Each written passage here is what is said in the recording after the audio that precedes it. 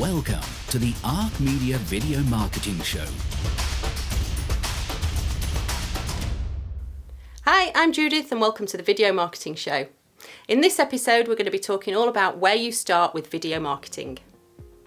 Quite a lot of marketers know that video is important, but they're not sure where to start with any sort of plan or strategy. And if you're not convinced by video, then I will share with you some key stats to try and convince you that video is the way forward. So the first stat I've got here is video can communicate in seconds what might have taken multiple paragraphs to write. I know they say a picture paints 1,000 words, so imagine how many words a video paints. 79% of people would rather watch a video than read text. And 90% of customers say that video helps them to make buying decisions. YouTube is the second largest search engine after Google. So in terms of getting your brand found, then video is a good way of doing that. And 54% of employees expect to see video in the workplace. So in terms of internal communications as well as external communications, more and more people are expecting to see video as a channel used for communication, whether that be for external marketing communications or internal messaging as well. And here at ARC Media, we find that our clients use video for three different reasons. They use it to sell. So that's quite obvious, product videos, raising brand profile, increasing your market share. So selling your services, your products, whatever it is one of the key reasons that our clients use video. Our clients also use video to reduce costs. So for example, if we had a client who made some helpful videos for their customers which would alleviate calls into their call centre, thus reducing costs in terms of their call centre. So it's useful to look at video not just in terms of selling, but also in terms of reducing costs for your organisation as well. And the third reason that our customers buy video, or the third main reason our customers buy video, is for internal communications. So communicating key messages to your staff, maybe recording events that remote workers can't attend, recording training courses that you can share across different offices rather than people having to travel to one office for a training course. If you can do it online, why not? And also video for induction for new members of staff. All of these things enable you to have a consistent message for your staff and to make sure that the right message gets across. So yeah, they're the kind of three key reasons that clients of ARC Media use video. So selling, reducing costs and internal communications. Let's have a think about your objectives in terms of where you're going to start with video marketing. If you're a marketer listening to this, then obviously you'll have your marketing objectives in place. So I would always go back to your original marketing objectives. Think about what it is you want to achieve overall, and then think about what you want to achieve with video. And I would also do that in association with your customer funnel. So thinking about all the different things you have in place at the attract stage, at the engage stage, and at the delight stage. It's also useful to think about how you could use video as part of your marketing funnel for external or internal campaigns, thinking about how you convert someone, how you attract someone to your brand, how do you engage with them and delight them enough to buy. So in terms of the attract element, videos that empathise with your customers' problems, so maybe a short video showcasing your brand personality, thought leadership videos, brand films sharing your values, educational how-tos that provide tips to problem solving, that kind of a thing. And then in the engage kind of level of your marketing funnel, how you can help your audience to visualize themselves using your product. So you might have videos on, for example, a product landing page. You might use case studies, testimonials, again, how-to videos, possibly webinars, product demonstrations. And I find that personalized or interactive videos could work well here as well. And we'll talk about interactive and personalized videos a bit later on. And then in the delight level of your marketing funnel, it's all about referring or upselling. So a thank you video, for example, when we've finished a video project for a client, we send them a thank you video to let them know that we appreciate the business that they've given to us.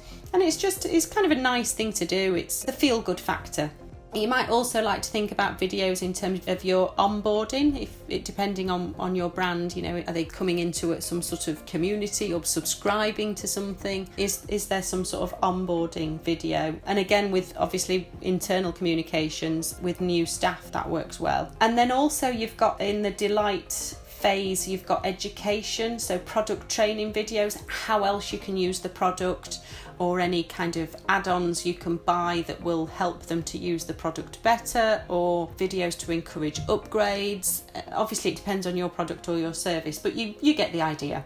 So yeah, I would go back to your marketing plan, think about what it is you want to achieve overall, think about your funnel, your marketing funnel, and where you could use video in terms of attract, engage, delight. And now you're at the stage where you can answer a few different questions to start bringing together your strategy. So start off with who's your audience, who's your target market, and how do they consume content? What kind of thing entertains them? What is it that they want to be looking at? Is it short, funny memes, or is it longer kind of educational pieces? So really getting to know your target audience and thinking about what it is that entertains them and how they consume content, because thinking about how they consume content will help you with your distribution strategy. So for example, if you're targeting a market who are heavily influenced, then there might be something in terms of video with influencers, for example. Or if they are really sort of into the kind of educational element of it, then maybe a YouTube channel with lots of thought leadership content on there, something that you can also turn into a podcast as well, because you also need to consider that people consume content in different ways, and the beauty with video, indeed video for thought leadership pieces, is that you can turn it into a piece of content for podcast as well. Also as well, it's not just about content marketing. So for example, it might be that your audience is best suited to television advertising or advertising in the cinema. It might be that digiboards, that kind of thing. So it's thinking about how video can reach your target market. So the better you know your potential clients, the better you can think about how you can helpfully interrupt their day with video. The next question to think about is, what's your story and how do you want people to feel? So thinking about what the story is, what the narrative is behind what you're telling people. And this is something that we go into in a little bit more detail in our video strategy sessions with clients. Thinking about what their story is, how they want people to feel. A lot of the time it's compelled.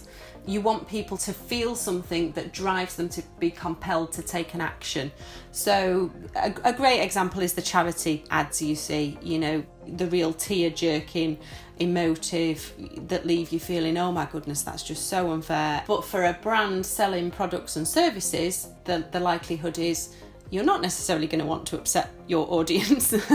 You're probably going to want to either entertain them or educate them. So yeah, have a think about what your story is and how you want people to feel as a result of the story. And as a result of that, thinking about what you want your viewers to do. And this is whether you're planning out a whole campaign of video or whether you're just planning one video. There always is going to be something that you want the viewers to do, whether that's watch another video, whether that's to do whatever it is your brand is selling. What do you want viewers to do as a result of the video?